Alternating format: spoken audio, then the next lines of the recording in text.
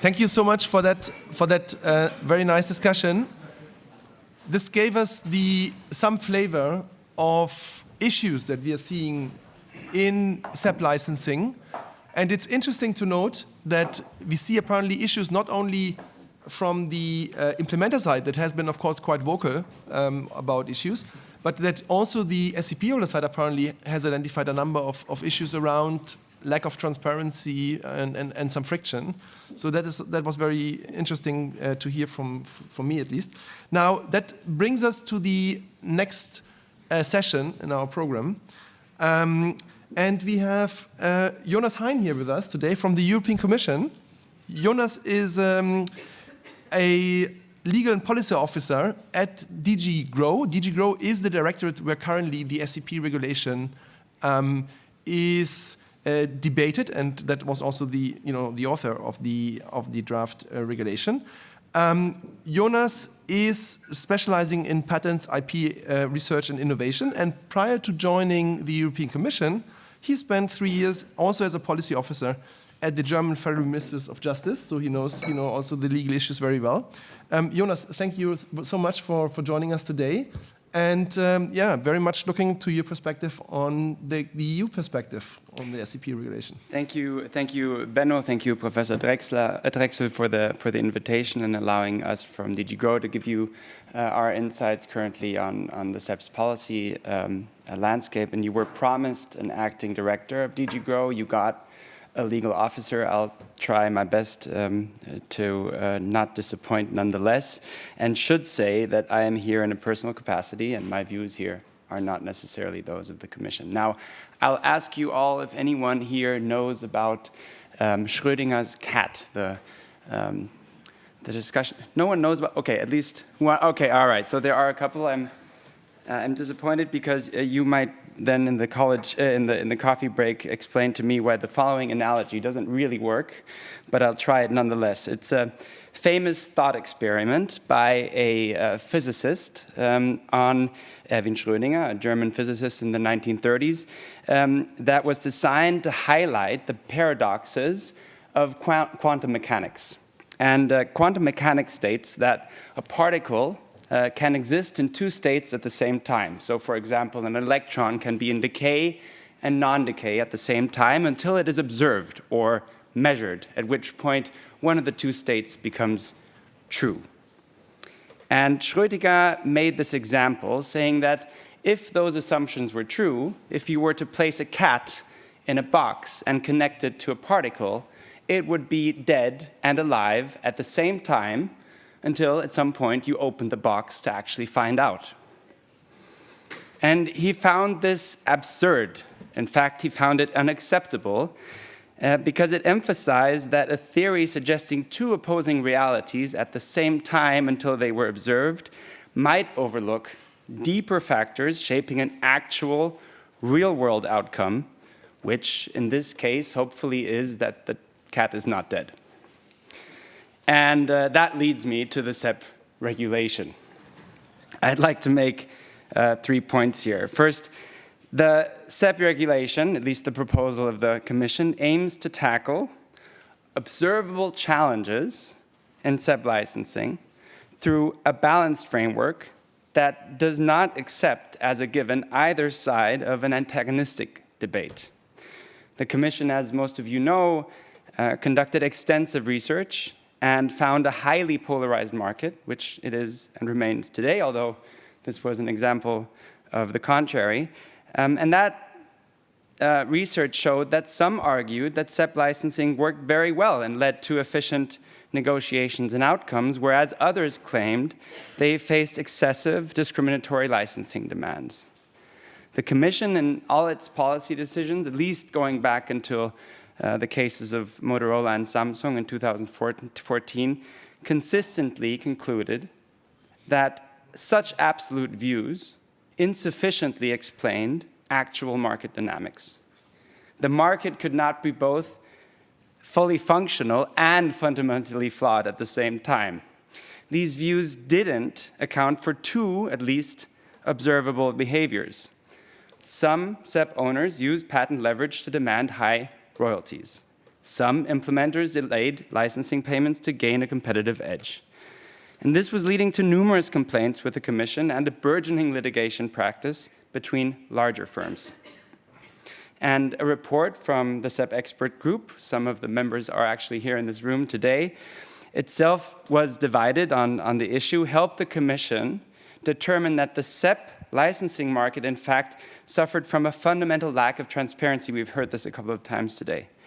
And opportunistic behaviors of parties was a knock-on effect of that lack of transparency.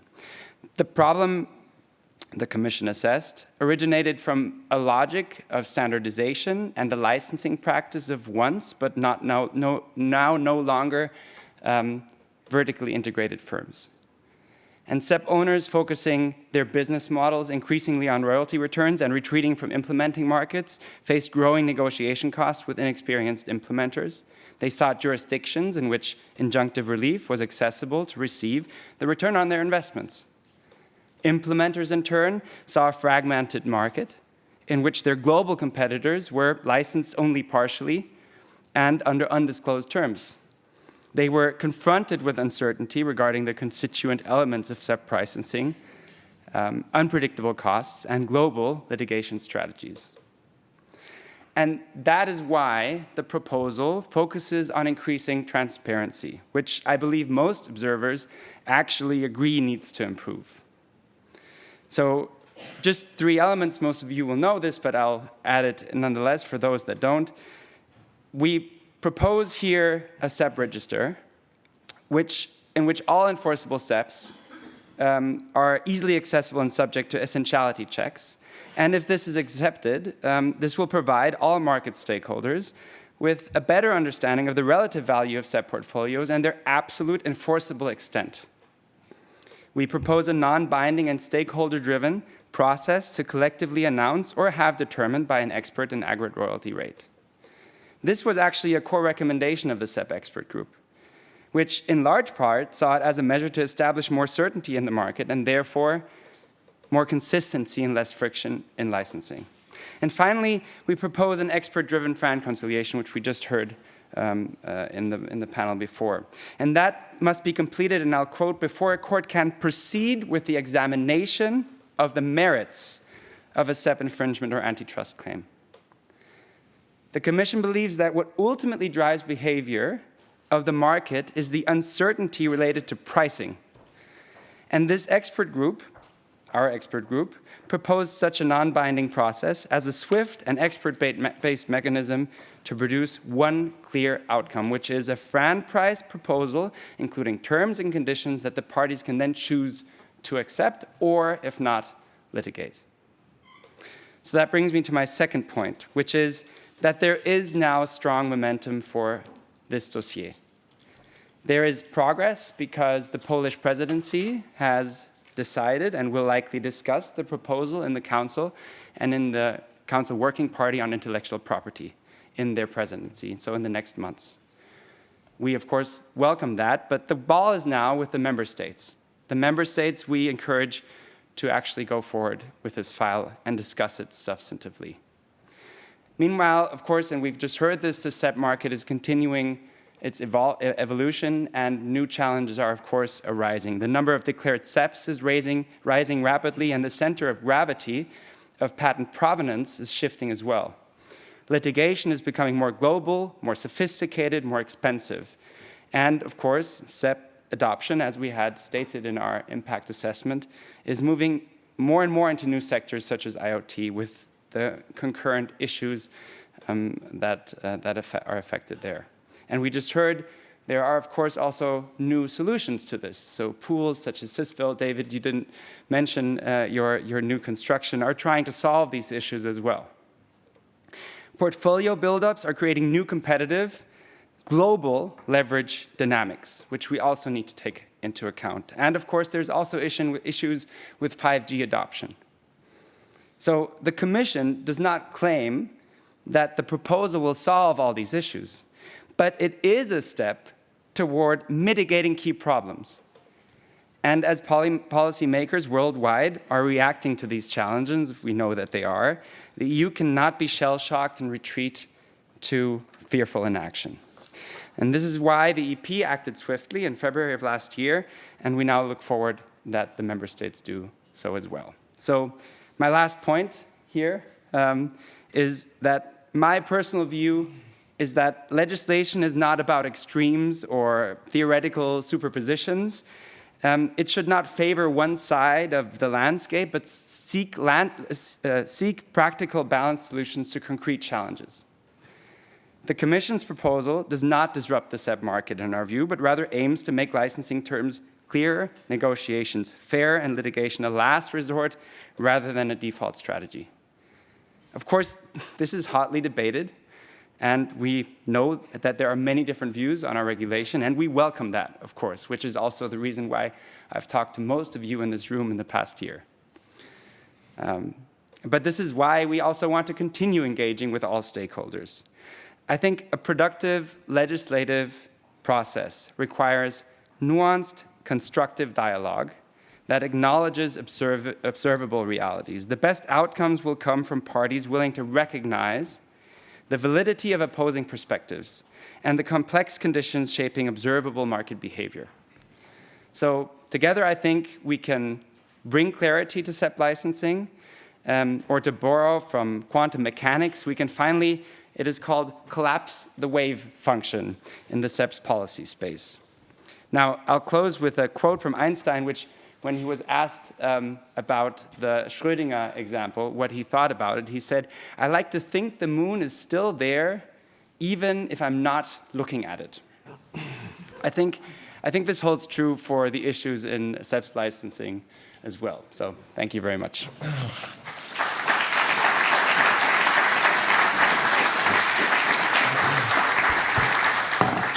So you heard it. The Commission is collapsing the wave function. So like this seems to be the ambition of the SEP regulation. Jonas, thank you very much for your talk so far. Let's maybe go through a few questions. Yeah. So you mentioned that now you're looking towards the trilogue discussions, right? Can you give us a sense of the timetable that is lying ahead of us? Yeah, so I think this is, of course, difficult for any of you that have been in legislation processes in the European Union. This, of course, is highly hypothetical. There have been certainly similarly complex dossiers as this that have reached a general approach, which we now need to get to in the Council within a year. If that were the case in this case as well, then we could assume there would be a general approach by the end of this year, perhaps by the beginning of the next. And if that were then true, we would then reach trilogues. Trilogues, of course, also are highly hypothetical discussions and negotiations where it's hard to kind of estimate how long they will take. But in a very, let's say, optimistic scenario, we could expect that by the beginning of trilogue, so let's say by the beginning of next year, as of that date, we would have around 24 to 29 months until stakeholders will know exactly the scope of application of this regulation, at least under the proposal that we're making, because you should recall that we will have to draft delegated acts that define which existing standards would actually fall into the scope of this regulation. So within 24 to 29 months, so 2.5 years after the beginning of trilogues, you would have this certainty. And between 30 and 35 months would then actually this regulation enter into force, would actually fall into application. So we're talking 2.5 years until that would happen. So we're thinking, for you as stakeholders here and companies in the market, you can imagine between mid-2028, end of 2028, would be an optimistic scenario. Good. So we will stay tuned the next 3 years, for sure. I think this is a fast process. Fast process, yes. Given that this is some extended period, how are you planning to keep us informed on what's happening in those negotiations? I mean, is there a live stream or? Well, I mean, this is a legislative process. Of course, you know that in the legislative process, the co-legislators are in the driver's seat, and of course, the trilogues are non-public discussions. But I did not have the impression, at least during the last 1.5 years, that stakeholders had an issue with making themselves heard. And of course, we are very much available to any conversations with any stakeholder on this, and I'm very sure that that is the case also for the co-legislators and the individual participants in those discussions. And of course, should it come down to what we are proposing, then there will be delegated acts, and in those delegated acts there are consultations, public consultations that will be taken, and of course in those cases stakeholders will be engaged as well. So I'm pretty sure there will be also many of these conferences, actually, so we'll have plenty of chances to discuss your issues and worries with this regulation. Jonas, let us maybe move on and move a bit away from process and scheduling to substance. So you mentioned that now you have these preparatory meetings that then hopefully will lead into the trilogue. What is the content? What is the key issues that you're discussing in these meetings now? Well, so this is, of course, something that the Polish presidency will have to decide, what they put on the agenda. I would assume and clearly also advocate for starting with the scope, the substantive material scope of this regulation. For those of you that know it well, that's Article 1 and Article 66. That's, I think, necessary because, of course, the scope then determines all of the following contents of this proposal, how far they go and how they should be judged legally. And also because there are many different ways in which you can draft this scope, and there are, of course, benefits and drawbacks to all of these, which is, of course, also the calculations that the Commission made when drafting this. And the Commission draft of the scope seeks to be reactive. Now, actually, this is something where the statement, I just thought about this earlier, the statement from Max Planck Institute and Professor Drexler authored it, is actually very insightful reading. I would encourage you all to read it because it's actually critical with the scope of the Commission.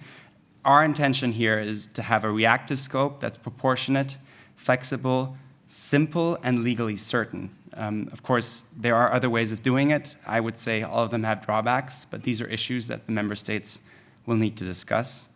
And after we've taken a decision, or the Council has taken a decision on the scope, of course, then it would make sense to cluster the individual parts of the regulation. So, example, talk about registry, essentiality checks, and then we talk about the FRAND conciliation, then we talk about the aggregate royalty process. In turn, although they are, of course, all interdependent, it makes sense to kind of take them apart and then find policy consensus on this in the Council. So I would say that's probably how this is going to roll out, but of course it depends on the presidency and the member states. Great, thank you so much, Jonas. And that will be my last question to you for today then. So you mentioned the scope, which will be hotly debated in the months to come. Are there any other issues that you're foreseeing? Anything that we should have on our radar, or that we should provide you input about? Well, I think it's all challenging. There's many issues here. I wouldn't venture to guess what are the most important issues coming up, and I wouldn't certainly venture to guess what are the most important issues for all of you.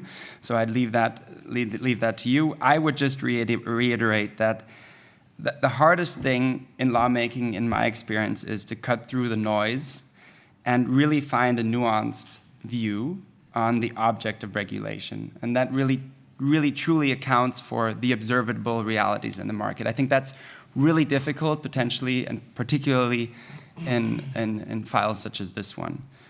So I can only say, and I can only welcome the kinds of conversations that I just saw here, the kind of conferences that you are organizing here, because I think that really helps the entire debate become more nuanced, and it certainly also helps my thinking about this going forward. So I guess it would be less a substantive call, but a formal one. So, yeah.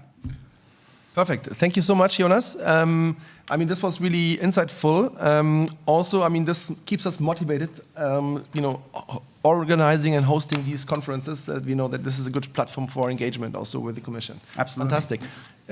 Help me in thanking Jonas for this fantastic outlook.